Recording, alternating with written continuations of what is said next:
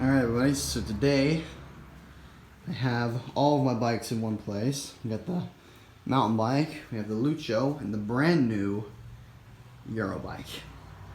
So this thing, I've been waiting about a week for it to get here. It came just yesterday on the 27th. I built it myself with all the tools they gave me. There's all the tools on the ground here, and also gave you something, or gave me really something that I'm not really showing just yet, and that is this pump. So if anyone's planning to buy this bike, which is the XC7000, okay, it comes with this for the pump. Keep this. There's a reason why that's there. I'm just gonna check the air pressure. Everything's good on the wheels.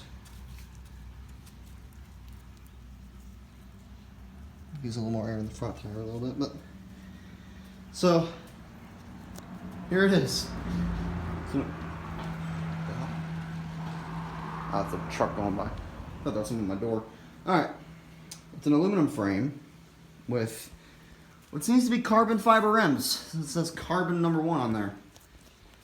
So it seems like these are carbon rims. Also has the V-brakes on both sides. You will need to tune these a bit because they're not exactly the most powerful things out of the box. You can tune them by tightening these on both sides. Those are the ones you're going to want to tighten, and you'll need to use an Allen wrench for that. One will be provided to you whenever you get the bike. The cup holder does not come with the bike. I just pulled that off my Lucho. So yeah, that's why the cup holder is actually there. And it's a 14-speed transmission, pretty much. Drivetrain is 14-speed. You might need to do some tuning to the derailleur because mine wasn't actually shifting to the first gear. All you need to really do to fix that is just, there's a video online made by Park Tool. I watched that video, and it's pretty easy to fix this problem. You can do some adjustments to the L limit screw, and you can turn this a few ways counterclockwise. So yeah, the shifting's pretty good now. So you might need to do some shifting tuning with that. Just once again, just find the video made by Park Tool. It's really a good video. Highly recommend it because it helped me get this thing up and running. But one thing to keep in mind about this bike is that it rides very hard, okay?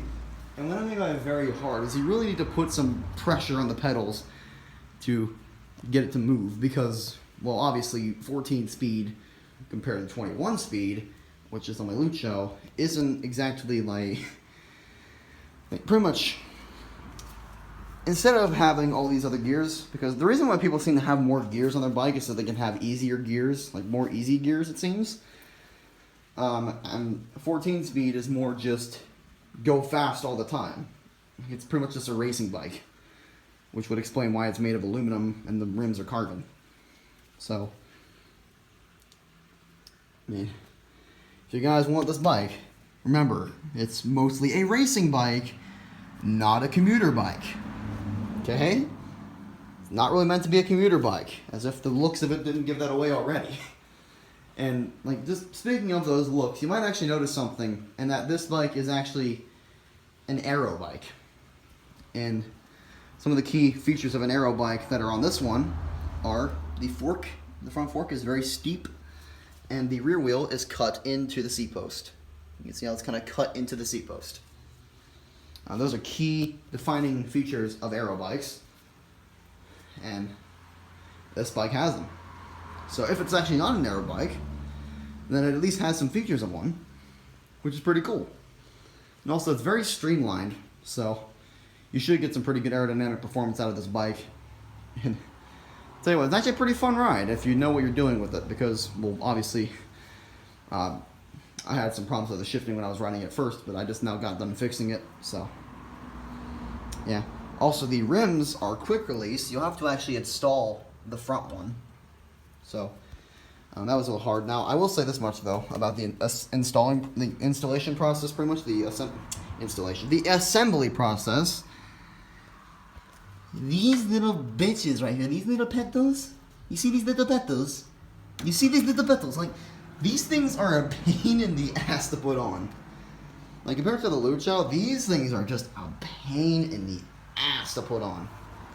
So, keep that in mind when you're building that. The pedals are going to be an absolute pain in the asshole. But once you get them on there,